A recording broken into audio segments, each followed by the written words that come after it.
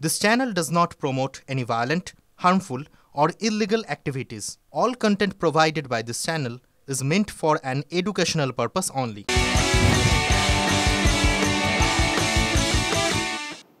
তিলোত্তমার জন্য বিচার চেয়ে একদিকে যখন সকলে পথে নামছেন তখন আরো একটা ঘটনা শুনুন।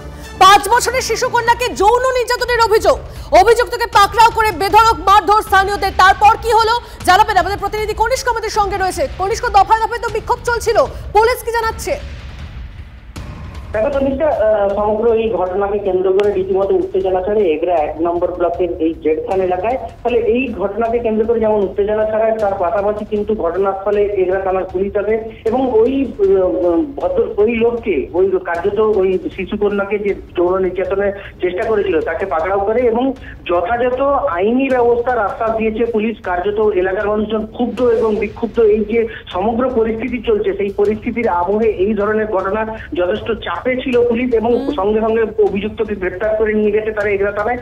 দোষীদের কড়া শাস্তির দাবি করেছেন এলাকাবাসী থেকে জনপ্রতিনিধি সকলে। বেশ, নজর রাখো কনিষ্ক, ধন্যবাদ। মেয়ের সঙ্গে একটা ঘটনা হয়ে গেল, প্রশাসন ধরে নিয়ে গেল। আমরা চাই পশ্চিম বাংলায় এইরকম দুর্নীতির লোকগুলোকে যেন ফাঁসি দেওয়া হোক।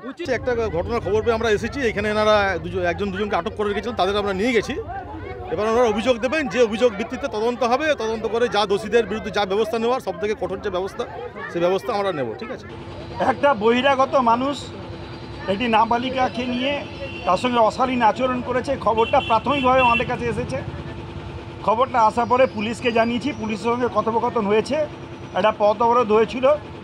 পুলিশকে যথোপযুক্ত ব্যবস্থা নিতে বলেছি এবং সেই মানুষটিকেও তারা অ্যারেস্ট করেছে এবং তার বিরুদ্ধে যতটা কঠোরতম ব্যবস্থা গ্রহণ করা যায় সেই ব্যবস্থা গ্রহণ করতে পুলিশকে বলেছে।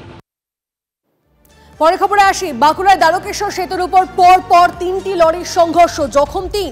জানা যাচ্ছে একটি গরুকে বাঁচাতে গিয়ে 2টি লরিতে ধাক্কা মারে পাথর বোঝাই অন্য একটি লরি। আহত 3 জনকে উদ্ধার করে বাঁকুড়া সম্মেলনী মেডিকেল কলেজে পাঠায় পুলিশ। দুর্ঘটনার জেরে প্রায় 2.5 ঘন্টা ধরে যান চলাচল বন্ধ ছিল 60 নম্বর জাতীয় সড়কে।